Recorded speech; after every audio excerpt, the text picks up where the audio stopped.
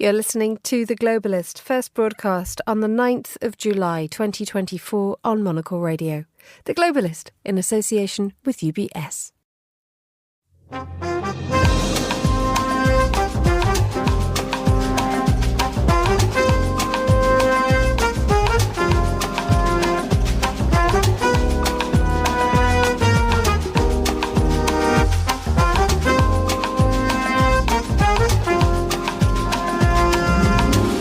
Live from London, this is The Globalist with me, Emma Nelson. A very warm welcome to today's programme. Coming up, as France stops short of handing the far right a parliamentary victory, has the EU breathed a sigh of relief, or is it more concerned about one of its strongest powers suffering political gridlock?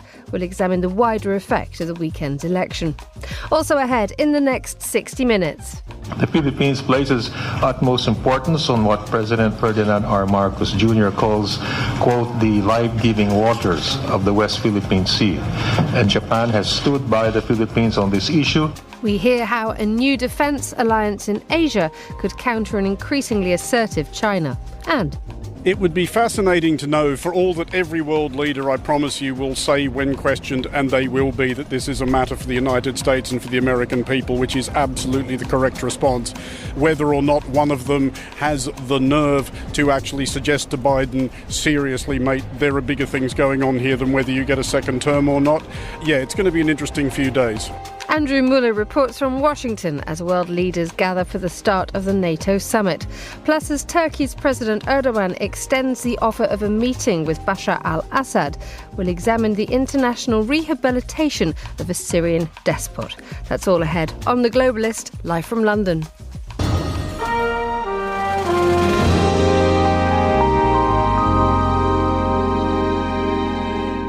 First, though, a look at what else is happening in today's news. Ukraine has declared a day of mourning following yesterday's Russian missile attacks across the country. The White House says Washington and its NATO allies will be announcing new measures to strengthen Ukraine's air defences. The announcement coincides with the start of NATO's 75th anniversary summit in Washington. And Brazil has put into effect a free trade agreement with the Palestinian Authority that's been waiting for ratification for more than a decade. Stay tuned to Monocle Radio throughout the day for more on these stories. But first, when France's voters stopped the far-right National Rally from seizing control of the country's parliament this weekend, the reaction from the international press at least was one of a collective sigh of relief that the country had steered away from a path towards an extreme. But soon afterwards, the reality of France's situation struck. One of Europe's most powerful countries is now politically deadlocked. So how does this affect France's position within the EU and more widely the European Union itself? Well, I'm joined now by Suzanne Lynch, who's global playbook author and associate editor at Politico in Brussels, which is where she joins me from this morning. A very good morning to you, Suzanne. Good morning, Emma. So you were in Brussels on Sunday night. What was the reaction from where you were? Well, undoubtedly, the first reaction was one of relief. The polls had all suggested that Marine Le Pen's party, the hard right, would perform very well, maybe shy of a majority, but would perhaps be the most popular party. That didn't happen. And we saw the surprise result that the left grouping actually emerged victorious. So I think there was a sigh of relief. We're only a few weeks here after the European elections, which in fact triggered this French election, the domestic election. And after those elections, we saw a shift to the right across Europe. People were braced for more of that on Sunday night. So when that didn't come to pass, I think the overall feeling was one of relief. What happens, though, when France, one of the major powers of the European Union, finds itself strangled by its own parliament? Yeah, it's a very serious issue for the EU. I mean, France matters. It's the second largest country in the European Union. It's the second largest economy. And also Emmanuel Macron, particularly since the exit of Angela Merkel, the former German chancellor, from the political stage, he has adopted somewhat of a leadership role in Brussels. And over the last few years, he's been a hugely influential figure. He's been driving a lot of the EU policy, be it the idea of strategic autonomy, that the EU needs to kind of up its defence and security capabilities, or issues of competitiveness or trade. So the fact that Macron has been so weakened now does change the calculation dynamics here in Brussels. Of course, We're already in a period of uncertainty and flux. We're just after the European Parliament elections. Ursula von der Leyen, she's going to face a final vote for her bid to lead the European Commission next week. And after that, she's going to be starting to put together her next commissioners and set the agenda for the next 5 years of the EU. So the fact that you have one of the biggest countries, France, now in the middle of this paralysis is going to be a crucial aspect of how European politics plays out in the coming months. And with Macron so badly wounded, having been arguably, as you say, the self-appointed head of Europe, where do people look now for the balance of power for leadership within the EU? Because, well, one issue as well is that Olaf Scholz, the German Chancellor, is also weakened. His coalition government did very badly in the European elections last month. And the Franco-German engine has always been at the centre of the EU. So when you have those two countries weakened, that changes the dynamic. I think Giorgia Meloni in Italy has had a good year. She did well, her party, in the European elections. So we expect to see her playing a stronger, a more high-profile role. And in fact, just this week, Viktor Orban, whose country, Hungary, has taken over the rotating presidency of the EU, he's been flying to Moscow, to Beijing, much to the horror of a lot of people here in Brussels. So people would be worried that he might step into that kind of role when French attention is elsewhere, more on domestic issues over the next few weeks and months. Because you mentioned, just bringing into focus this idea of Viktor Orban being a louder voice than ever within the European Union. As you say, it's over 4 weeks since the European Parliament held its elections, and we saw that night a move to the right in a lot of countries. So could you just lay out for us at the moment, what does the hemicycle look like at the moment? Well, at the moment, one of the most interesting developments is that the National Front, the Marine Le Pen's party, just yesterday, as they were licking their wounds from the election result, have announced that they have teamed up with Viktor Orban's party in the European Parliament, and they are now going to become the third largest group in the European Parliament, the Patriots it's called. So that's showing that they are prepared to flex their muscles when it comes to European politics, and they are going to have a larger role. Now, we still have the centre-right EPP, that's the political grouping which counts Ursula von der Leyen as a member. That's still the largest group in the European Parliament, and after those are the Socialist group. But now that we have, a hard-right third group in the European Parliament is going to change the dynamics of the European Parliament. They are going to have more of a say. They're going to have more of an impact when it comes to shaping legislation, and perhaps have a claim on some of the senior roles that are going to be divvied out now within the European Parliament as it prepares to meet next week. It's interesting, isn't it, that as France moves towards the left, as it has done in the last few days in the second round of the parliamentary elections, that Europe now is discussing the far right, although we did see Marine Le Pen do well in the elections in France. How prepared is the European Union as a bloc and the Parliament as a bloc to make space for voices which some might argue goes against an awful lot of what the European Union stands for and was founded for?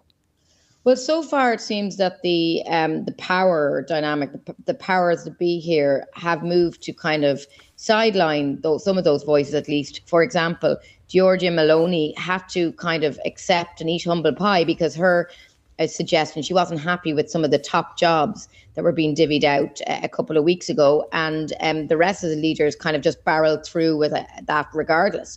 So I think that was a bit of a setback for her. So that's suggesting that they won't completely cater to the desires of a more hard right faction. In saying that, as you're saying there, Le Pen's party has still done better than it has before. It's still a force to be reckoned with, and it's still, as I explained there, will have a big role in the European Parliament. So, they cannot ignore these groups.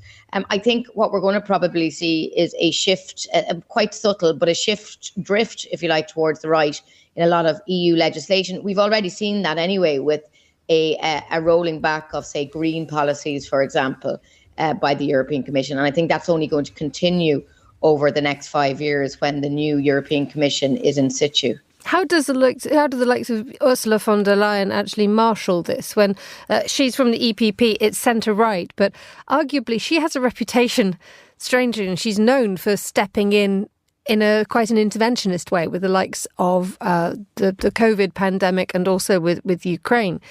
The identity of the European Union is one that seems slightly at odds with the way that the countries inside it want to behave. Yeah, I mean, she still has a lot of power. The European Commission, ultimately, it decides what policies are initiated and what legislation is introduced. So I think what's going to be crucial is who she appoints into which portfolio. So each country gets a commissioner. There will be 27 EU commissioners.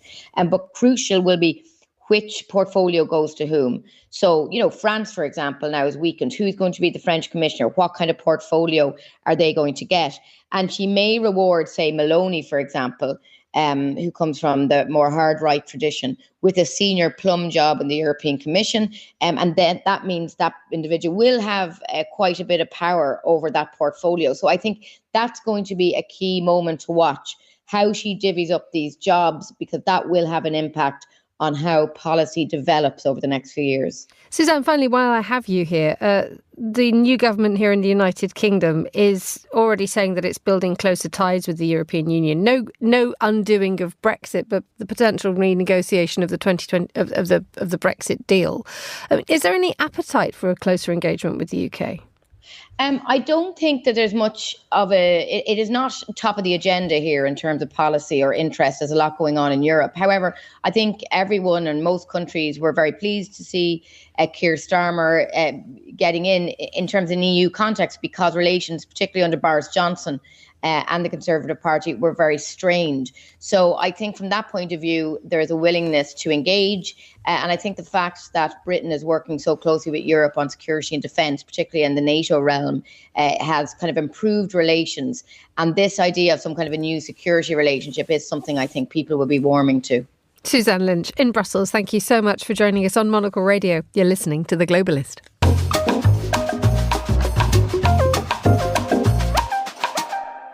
8:12 in Paris, 7:12 a.m. here in London. Now, Japan and the Philippines have signed a defence agreement that will allow them to deploy troops in each other's countries.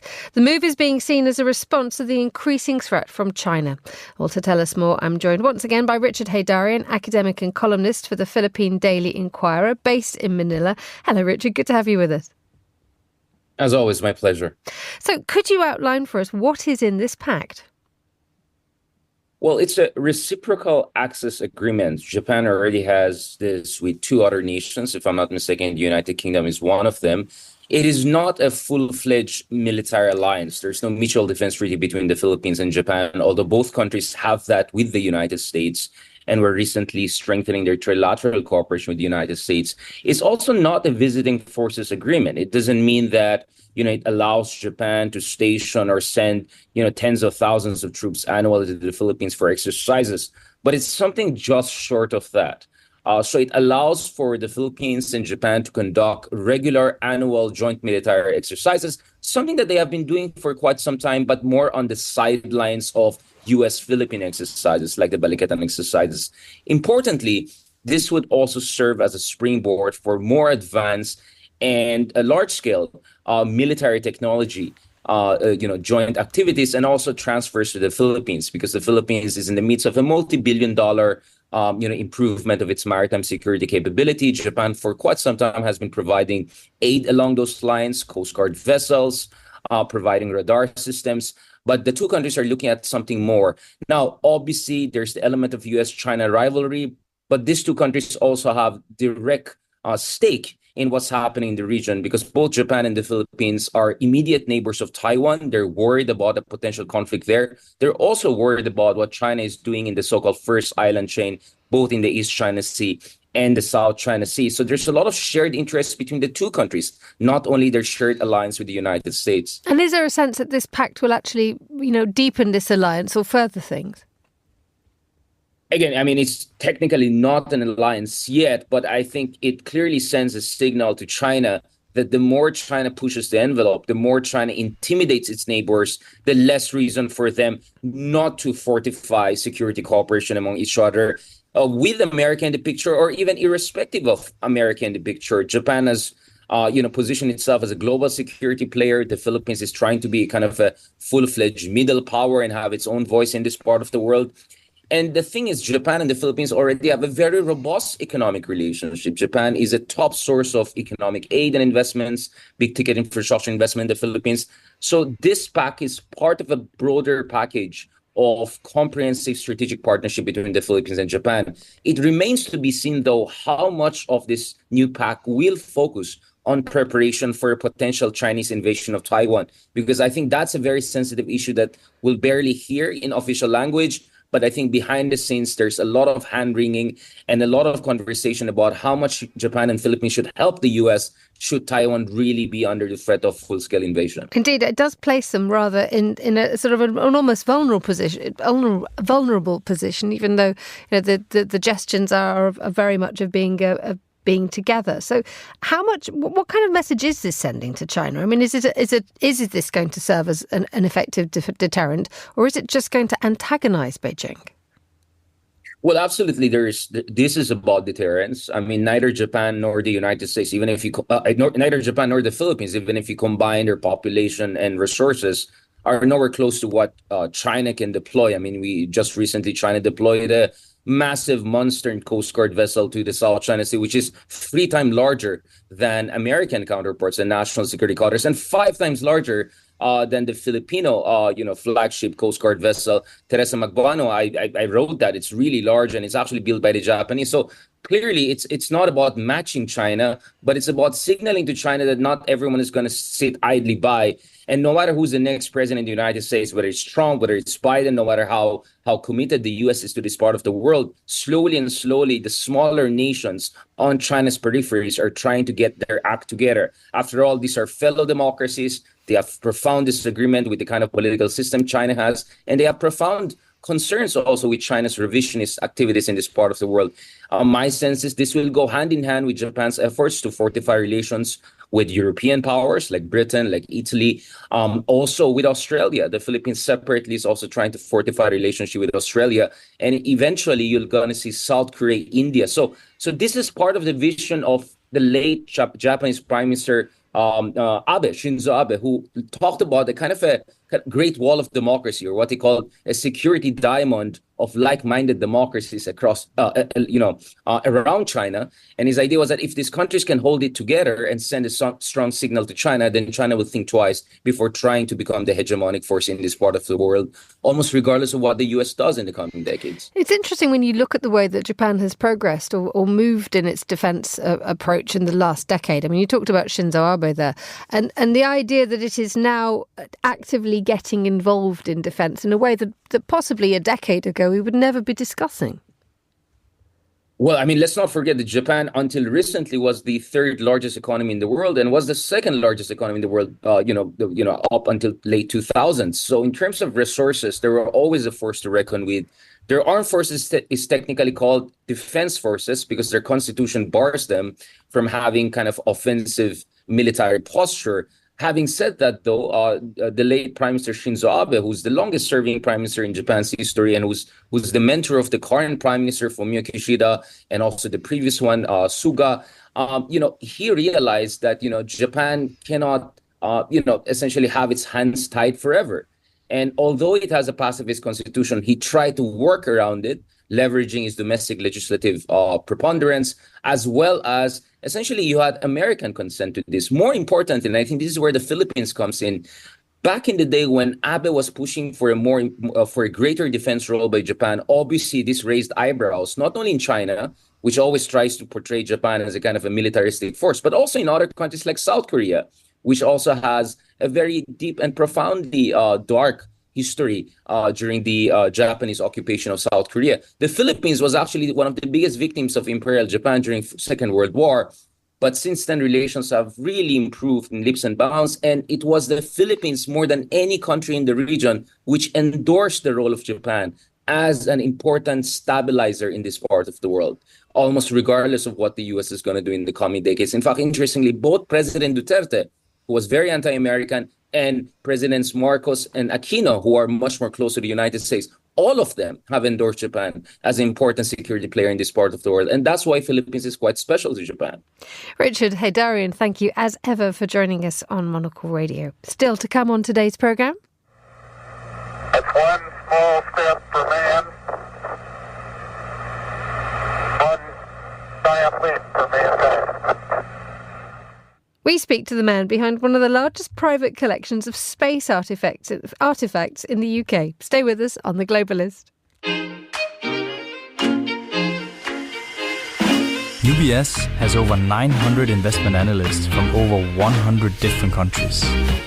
Over 900 of the sharpest minds and freshest thinkers in the world of finance today. To find out how we could help you, contact us at ubs.com.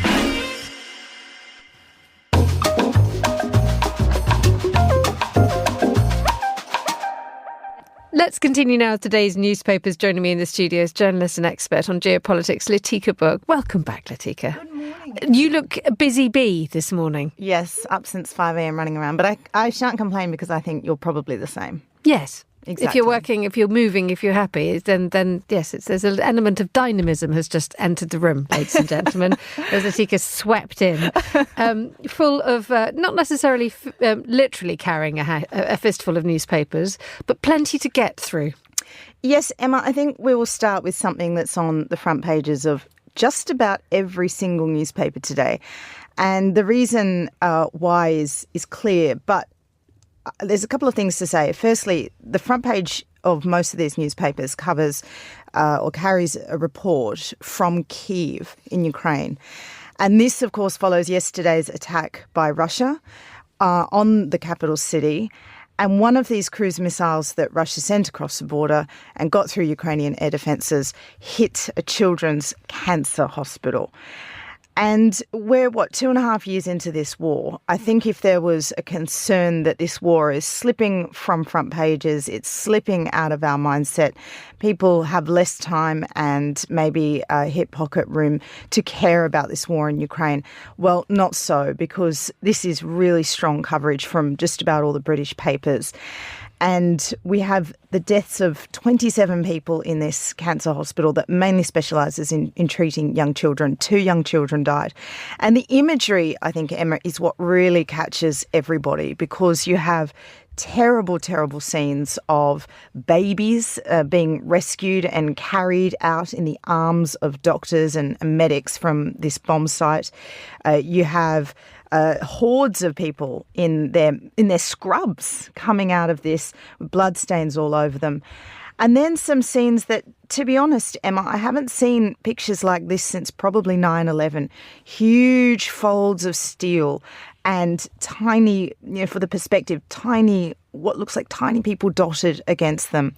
So very, very arresting coverage. And of course, the strength of what this means as it comes ahead of the NATO summit. President Zelensky and Ukraine have opened a war crimes investigation, of course. I think hitting a cancer ward for children is one of the lowest stacks we've seen in this war so far, in a pretty horrific war.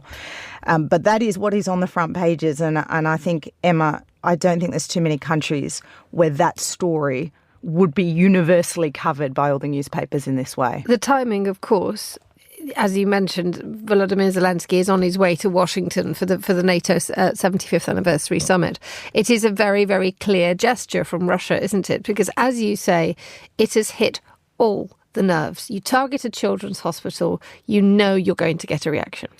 Yes, and the question is, why would you do this? Because obviously this is a bit of an emboldening and a rallying call, and certainly gives Zelensky the power to go to this summit and say, look, this is why we need our pathway to NATO, something that NATO is not set to deliver Ukraine. It is going to disappoint Ukraine for a second time running this year. And then, of course, it also comes against the backdrop of what has been the slow demise of Joe Biden's political premiership and the rolling request for him to step down. So there's a lot happening around this Washington summit, not least the brutality of the warfare in Ukraine. And it will be interesting to see exactly how much Ukraine actually gets from this NATO summit, given all the distractions that are around it. And the question really is now, can Joe Biden even make it through this week of a NATO summit? That is where we're at. Indeed. I mean, we'll be hearing from Andrew Mueller in a little while, who's in Washington, and we'll be raising the question of sort of people taking Biden to one side and saying there is an awful lot of instability, and what the world needs now is leadership, not ambition to physically make it through a second term. One person who has just entered the fray in an incredibly wobbly space at the moment, because we have so much instability in so many key NATO member states at the moment, not least because of elections, is Keir Starmer, new British Prime Minister, having to hit the ground running in terms of international statesmanship. He will be having a meeting with Biden, but also at the same time, people will be looking at him as a clear, grown-up head in the room. Yeah, and the contrast could not be starker, right? You have Joe Biden facing all these calls to go from his own team, Keir Starmer in a rush to get to the United States. Now, Emma, this trip was planned obviously long before the election timing. And so it happens that Starmer becomes the Prime Minister and is automatically off to Washington. But it's not just like he's ticking a box. He's taking his Defence Secretary, John Healey. He's taking the Foreign Secretary, David Lammy. And so now we are seeing whether or not the reassurances that Starmer has been at pains to offer the British public over the last 5 years, i.e. we are not Jeremy Corbyn, we are going to be sound on national security, we're all in behind NATO, we're all in behind nuclear deterrent, and we're certainly all in on the special relationship. Well, now we're seeing whether there's truth to that, and I think we can certainly say there is. And Joe Biden is going to award his fellow left-wing leader now, and Keir Starmer, with bilateral talks. So it will be a bit of a coup for Starmer, I think. How hard is it, though, for Starmer to pivot away from what his predecessor, Jeremy Corbyn, stood for, given the fact that Russia has invaded Ukraine and the world is a much more unstable place, and Europe in itself is in much more need of being bolstered by an outstanding defence system, not least because France now is finding itself in a moment of political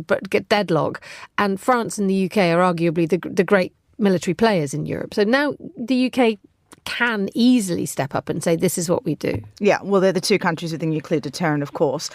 And look, this has been, I think, an objective of the new Labor team. And so it's a little bit exciting, I think, to see what sort of a reset they can have on not just Europe relations, but the transatlantic one as well. It obviously comes at a time that regardless of who wins the US presidential, we are going to have an inevitable retreat from Europe over the course of the next few years from the Americans anyway, whether that is accelerated under a Trump 2.0 administration or whether it comes naturally under the Democrats and increasing isolationism in the US. I think that's just the only question there. So to answer your question, though, I think this is a big opportunity for Starmer, not just to distance himself from the pasts or the ghosts of Corbynism, but also the new front that's opened up in UK politics, and that is reform. Because during the campaign, the big mistake that was made was actually not from Rishi Sunak. It was from Nigel Farage, who said that Putin was actually provoked into invading Ukraine, and he was provoked by the EU and NATO expansionism. And that was a huge misstep in a country that is not MAGA. You know, that might have worked with his old mate Trump in the US, but that doesn't work in Britain. And so Starmer now needs to spend these next 5 years not only coming up with policy solutions, but offering the British people a foreign policy that is certainly not the left, but also not that far right. And I think he's the guy that might be able to pull this off. Here's hoping. Let's move to an amazing story, if you like an aeroplane. I cannot tell you how happy the Nelson household would be if the A380 was put back into production. Oh, why is this? It would just cause hearts to flutter. In our lounge, we have a model of an A3. Oh yes, there is a big plan. So, ladies and gentlemen, the Tika Book has an announcement via the Telegraph. Okay, the A380 is going to be made again. Well, it could be, maybe, possibly, hopefully. Just hold your horses, Emma. The Nelson household can get a little bit excited, but it's not time to buy a new model yet. Airbus is hinting it might resume production of what they call the King of the Skies, and this is the A380. I still remember remember the first time I went on an A380. Do you? Oh, yes. You never, ever, ever, ever forget it. Yes, I think it's akin to like when I was growing up, everyone remembering when they got on a first 747. I definitely remember the first time I got on an A380. And of course, these were all starting to wind down as people went for smaller and more fuel-efficient jets. But now, because of the post-pandemic boom in travel, yes, you heard that right. We're all flying again, Emma. Isn't it wonderful? Airbus is now saying they are considering reprising their 4-engine A380 double-decker super jumbo. So that would be a huge deal if that were true. And it would also put to bed, I mean, a lot of people who were saying very silly things during the pandemic about, this will be the end of travel, air travel. Other people from other quarters have been suggesting we might all just be using trains and boats to get around the world in the next few years because of the climate crisis. Well, I think stories like this really do put those predictions to bed. The difficulty is that the A380 obviously is quite expensive to make, and the churn. The airlines get rid of an A380 quite quickly, and the market for refurbishment, the ultimate second-hand car market is where the A380 really does what it does. But the appetite is really back, though, isn't it? Because just Emma, looking at this I had no idea that you were such an A380 aficionado. Believe me. I enjoy this segment so much because I learn everything. Oh, those Rolls-Royce engines, you can't beat them. Oh, wow, Emma. But, this article in the Telegraph is talking about Lufthansa, Qatar Airways, Korean Air, ANA, Etihad. They're all saying the A380 is needed to come back because, one wonders though how fuel efficient it's going to be, and whether it's got the Boeing 787 as a major competitor. Is it going to actually do the job that it needs to do, which is get people across the world cheaply as well as quickly? Well, actually, I'm not sure cheap is the point of this, because the thing that the A380 offers is that upper deck where lots of those airlines you've named have actually gone all out and put in things like suites, they've put in beds. That's actually where the premium product is for these airlines, and that's where they make most of their profit. And if you're thinking about things like Qantas, right, forever has been talking about setting up a direct Sydney to London route. Now, that would be amazing. I'm not sure if I would do that in economy because it would be a hell of a flight. But look, if you're of the type, if you're a Monocle listener that can afford a suite or a nice lie-down bed upstairs, wouldn't you be doing that? And not least, you know how these things are made. What? Right, so I'm going to completely throw away the times. So they're made in Toulouse, and they're a perfect European project. So each part is made at an equal distance from Toulouse. So there's some made in Staffordshire, there's some in Shropshire in the UK, some in Germany, some in Spain. And what they do is that the journey it's so hard to transport these bits because they're so big. They have to have a special allocated trip of these enormous bits of aircraft that are driven in the middle of the night very, very slowly down the main street of a tiny French village.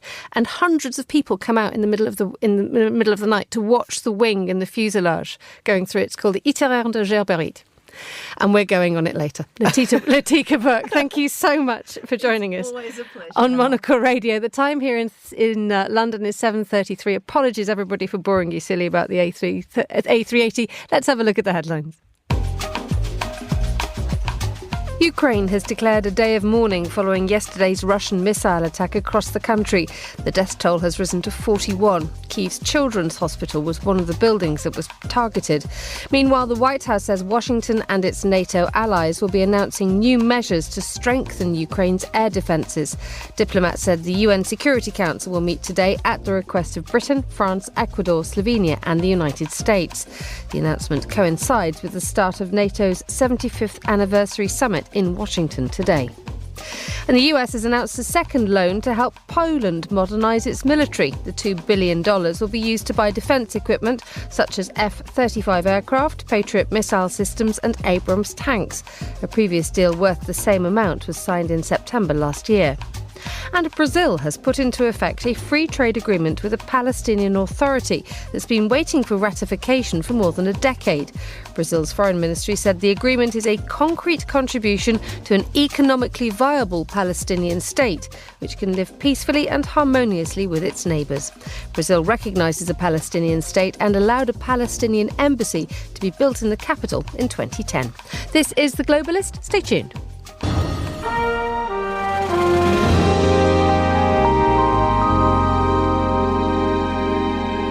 7:35 here in London. Now, as we have been hearing, NATO's 75th anniversary summit begins in Washington today, but the alliance's Secretary-General Jens Stoltenberg opened the celebratory proceedings early by taking part in a rather curious tradition at that old American pastime of baseball. Monocle's Chris Chermak and Andrew Muller explain. Andrew, we are standing overlooking Washington National's baseball field. There is a reason for this. Perhaps you can tell our listeners why exactly we have chosen this spot to do our little pre-recorded chat about the NATO summit. This is the reason we came up with, Chris, to justify going to the ball game and calling it work. Absolutely.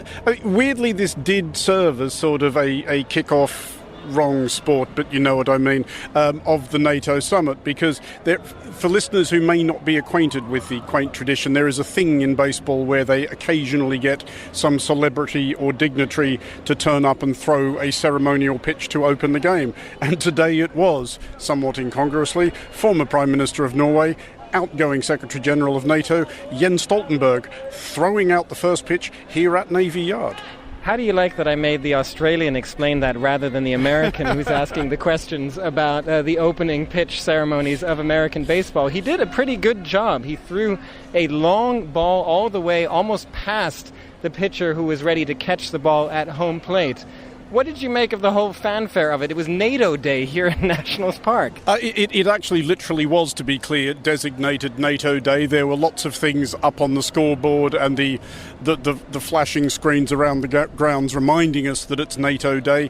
Weirdly, I think after the fourth innings there was a NATO trivia quiz, something like the fourth innings, where the person whose job it is to wander around the ground during the dull bits and annoy members of the audience did ask some NATO-related trivia questions of members of the crowd, one of which did involve the atrocious singer-songwriter James Blunt, who, in fairness to him, did serve in at least one NATO mission while a British Army officer.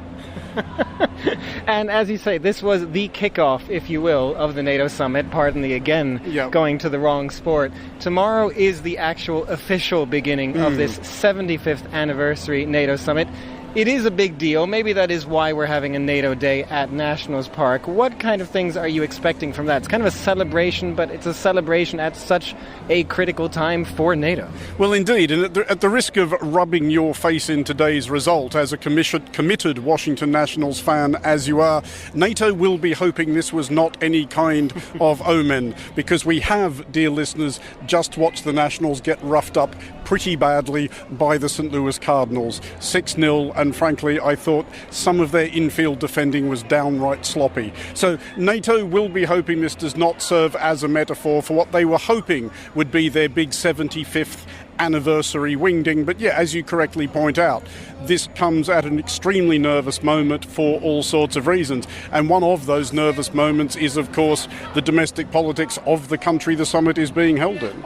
Well, to that point, we were wondering earlier, trying to figure out how many different foreign dignitaries have thrown a baseball, an opening pitch here at Nationals Park. Not too many from what we can gather. Ambassadors sometimes. And to your point, one does wonder these days how Joe Biden would do if he was asked to throw an opening pitch. And he really is going to be at the center of everything happening this week, isn't he? I think Joe Biden's advisors would probably take a decorous pass on any such offer at this point. But yes, you're right. Everything President Biden says or does will be scrutinized to a degree unusual even by the standards by which US presidents are scrutinised. You're just even consuming local media once you're here, I think you get a much different flavour of how much more frenetic the conversation is around whether Biden should stay or whether Biden should go. And also, to return to another theme likely to dominate the next few days here in DC, what the restoration of Donald Trump would mean for the tone of the 76th anniversary summit next year. This is one of the strange aspects of this summit, isn't it? The fact that we're here for the 75th anniversary, these important conversations about NATO and Donald Trump in general, but we could also be here for this moment this week where Joe Biden himself decides, maybe sees from his performance with world leaders that maybe he should not be running for another term. What is your feeling on that? It would be fascinating to know, for all that every world leader, I promise you, will say when questioned, and they will be, that this is a matter for the United States and for the American people, which is absolutely the correct response.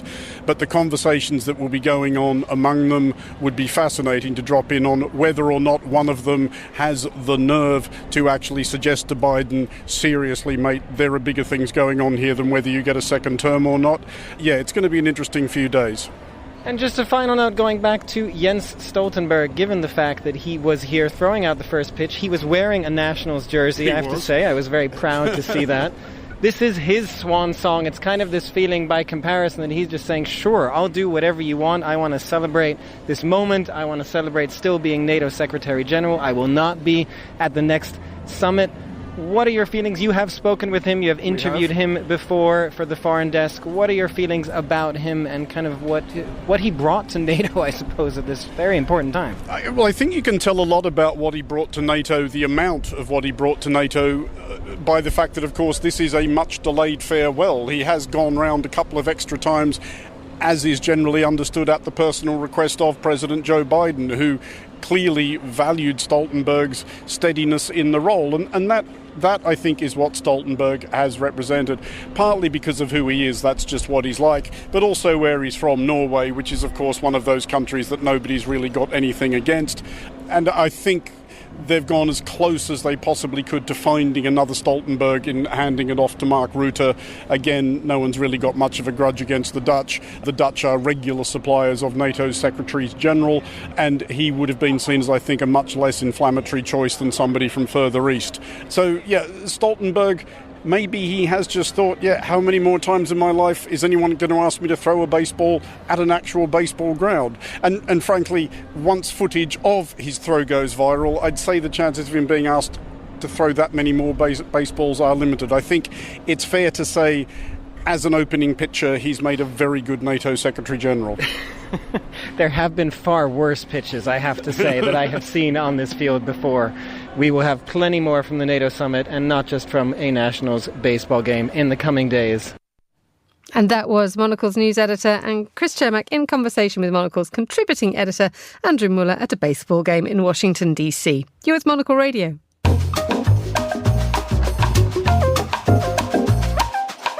9:42 a.m. in Ankara, 7:42 a.m. here in London. Now, Turkey and Syria are making attempts to hit the refresh button. The Turkish President Recep Tayyip Erdogan is to extend an invite to his Syrian counterpart Bashar al-Assad for talks. Our invitation, said President Erdogan, may be extended at any time. Well, Turkey severed ties with Syria in 2011 following the outbreak of the Syrian civil war. To tell us more, Ayla Jean Yakli is a journalist based in Istanbul, from where she joins me now. A very good morning to you, Ayla. Good morning, Emma. So this is an invitation with no firm date, and this has all come out of, it's all happened rather suddenly, hasn't it? Well, in fact, Turkey has been putting out feelers on Syria for about 2 years now.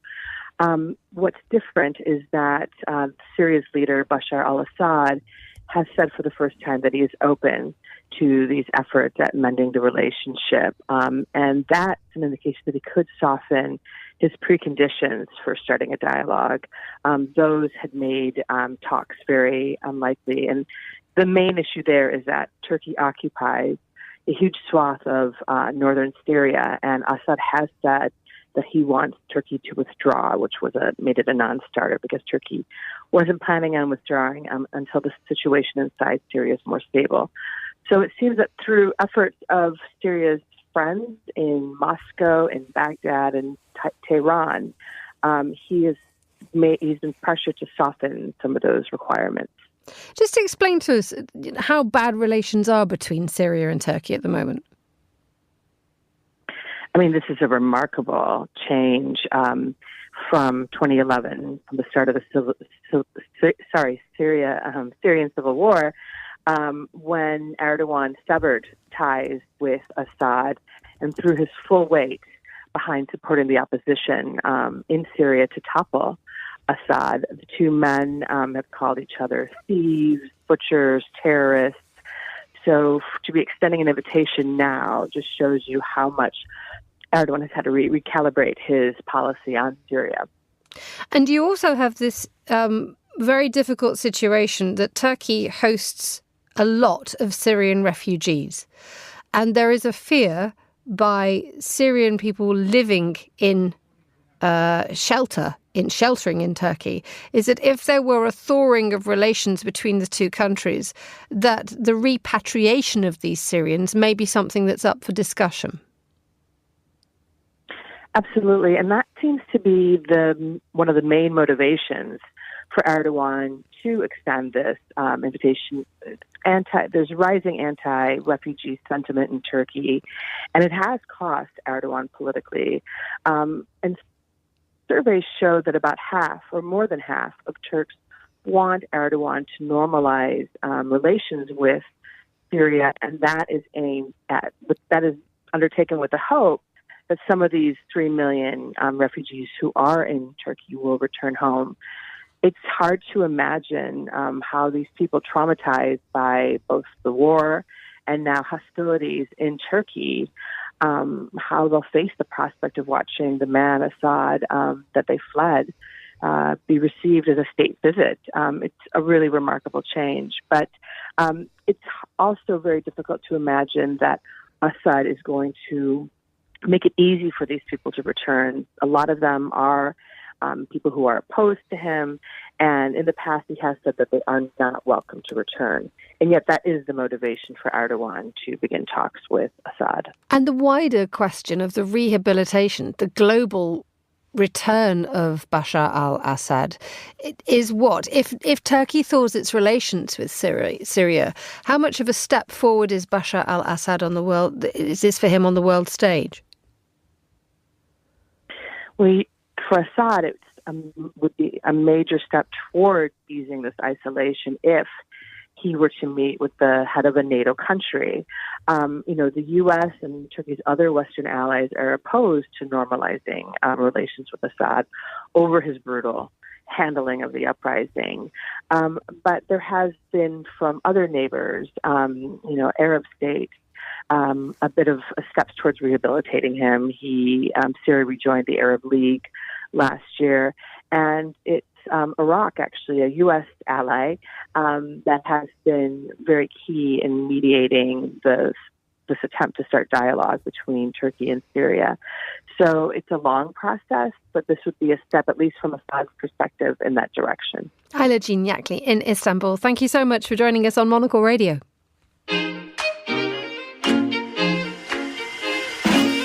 UBS is a global financial services firm with over 150 years of heritage. Built on the unique dedication of our people, we bring fresh thinking and perspective to our work. We know that it takes a marriage of intelligence and heart to create lasting value for our clients. It's about having the right ideas, of course, but also about having one of the most accomplished systems and an unrivaled network of global experts.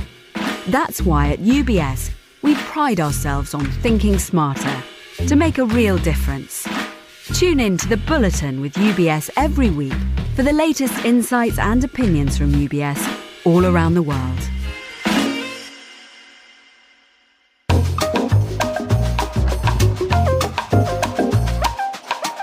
Time now for a quick roundup of the news in South Asia with Kapil Komareddy, author of Malevolent Republic, A Short History of New India. I'm delighted to say joins me in the studio. Very good morning to you, Kapil. Very good morning. Look, we've seen the pictures coming in of Narendra Modi and Vladimir Putin shaking hands. The Prime Minister of India is in Russia. This is again, we've got NATO kicking off in Washington. Is this a deliberate timing, or is this just a sort of a good opportunity for Modi and Putin? Delhi has gone to great lengths to say that this is not deliberate. The timing is determined by schedules arranged way ahead of the NATO summit. This is part of the annual India-Russia summit. This is a 22nd summit, and it takes place annually but hasn't taken place for the past 3 years since 2021. But the optics are startling. Just when 32 heads of state assemble in Washington, Modi goes to Russia. And the reason for that is Modi wants to communicate, to his audience in India, that India will defy anyone trying to put India in line. To unpack that, the West serves as a perfect foil for India if the need were to arise. He can say that, to his domestic audience, India will chart its own independent course.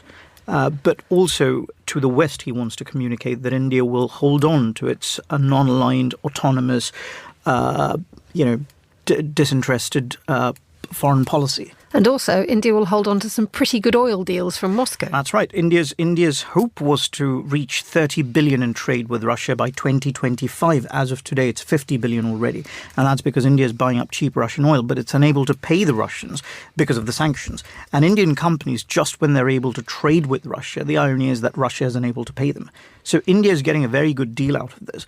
But part of the reason I try to explain this to many people, the India-Russia relationship transcends the needs of the moment. It goes back to the 1970s, the war over Bangladesh, East Pakistan, which was a site of a horrendous genocide that was supported by Nixon and Kissinger.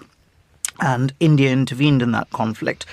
And it was Russia, it was the Soviet Union. There's obviously the optical illusion. People think it was Russia, but it was the Soviet Union that came to India's aid. And India has felt a deep gratitude in its bones towards Russia, and that wherever you were to go, Modi himself has said this, if you go to any Indian village or town and ask anyone who is India's best friend, they'll say Russia. And it's interesting that this is being borne out by a very, very obvious few gestures from Vladimir Putin. I mean, the pictures of the meeting yesterday, there's not just a handshake, there's a hug. That's right. There is descriptions of cups of tea and berries, and Putin being quoted as saying, official talks are tomorrow, that's today, but today this is a comfortable, cosy setting.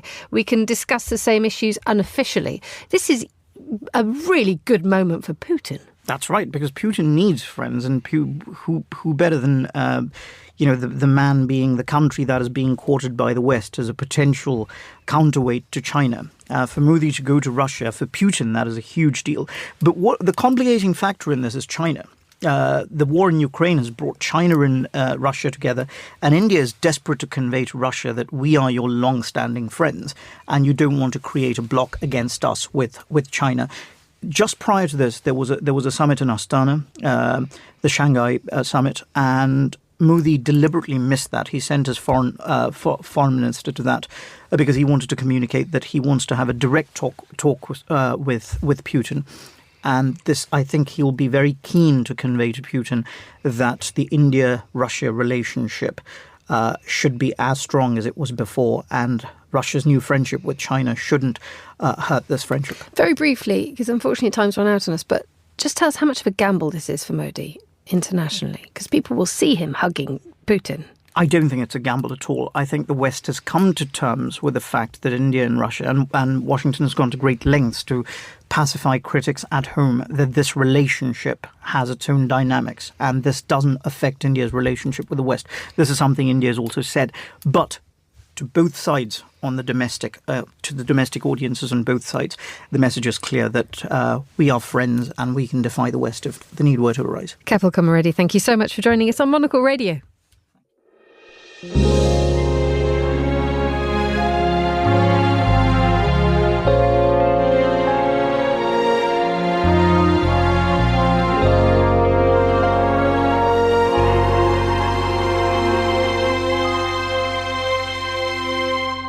Finally, on today's programme, a trip into space, or rather, in our case, a trip up the road northwest of London to the rather lovely town of Henley-on-Thames. Because, in the case of my next guest, the two places could be one and the same. Because Dr. Michael Warner is the owner of Space Vault, one of the UK's largest private collections of space artefacts.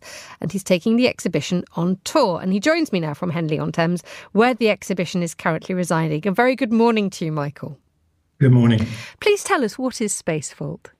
Okay, so Space Vault is, as you just said, one of the largest private collections of human spaceflight artefacts. So we have items in the exhibition that have been on the surface of the moon and come back to Earth, flown in lunar orbit, and tested out in low Earth orbit. And it's on at the River and Rhine Museum in the Kirkham Gallery at the moment. How exciting. Now, just tell us a little bit. I mean, this is a huge collection. It's one of the UK's largest private collections of space artefacts. You're the man behind it. I mean, where did it all begin? Well, I was 6 years old when Neil Armstrong and Buzz Aldrin landed on the moon. I was sitting on the floor in an assembly hall in a primary school, looking up on a black and white screen, and the screen was built in a wooden cabinet with 4 legs. And I remember that because it looked like the lunar lander. So I guess that's sort of where the origins came from. But bringing more up to date, I sold a company about 12 years ago, which coincided with new legislation in the US that allowed the astronauts who were on the Apollo mission to own anything that was given to them by NASA. So a flurry of artifacts came on the auction market, and I slowly built up the collection from there. How do you go about doing that? And tell us, what was the first thing that you got your hands on? The first thing was a star chart, so a sort of A4 piece of paper with the stars laid out on it. And that was used to help navigate Apollo 15 to the lunar surface. That was the first item. What was it like when you held it for the first time? Well, that's it. I mean, I always think I watch people come around the exhibition. I think there's sort of 2 types of people. There's people a bit like me who just look at this thing and go, wow, and just sort of picture it going around the moon and coming back. And others who sort of just pass through as if they're, I don't know, just at a museum in anywhere in the world looking at anything. So I think that it'll attract people who look up at the stars and look up at the moon and with a bit of wow in their minds. So that's the aim of the exhibition. Now, you're taking this exhibition on tour, aren't you? We're in Henley-on-Thames at the moment, so that's where you are for a little while. But where are you now going to take this exhibition? And what's in it? Well, in it, so let's do a couple of things that are in it. So there's about 100 artifacts in it. There is the communications cord of the spacesuit for Dave Scott. So as he stepped off the ladder on Apollo 15, he came out with his own quote about landing on the moon. It was coming through that cable, so you can sort of stare at that. There's X-rays of Neil Armstrong's gloves taken literally just before he took off, and they were hunting for needles and pieces that might pierce the gloves before he walked on the moon. We have Vlad, which is a bit of a joke name, Vladimir. So that is a Buran space plane, Soviet space plane pressure suit. So we have a full up version of that. And there's a range of other items. We have the manuals that saved Apollo 13, like the original manuals annotated with emergency procedures tested out in the simulators during the famous Apollo 13 rescue. Tell us what's next on your to-do list in terms of what you have your eyes on to add to your collection. Well, certain members of the family would rather we stop at where we are. There's 3 basic auction houses that you can trust on these artifacts. And so I watch those exhibitions. I'm always after items that have been on the lunar surface. And the other aspect is the stories. I never invest in anything that doesn't have a really good, solid story. And that's what we've tried to build into the exhibition, is tell those stories, not just sort of place an object under a glass hood, but actually sort of bring the object to life with written story, with art, with audio archive and video archive. So anything that has gone to the moon, gone around the moon and has a strong story. Dr. Michael Warner, thank you so much for joining us on Monocle Radio, and the best of luck with your tour. Go to thespacevault.org if you want to find out what Michael's got in his collection. That's all the time we have for today's programme. However, the warmest of thanks to all my guests and to our producers, Vincent McAviney, Christy O'Grady and Paige Reynolds. Our researcher was Sana Jamani and our studio manager, Flynn Simons.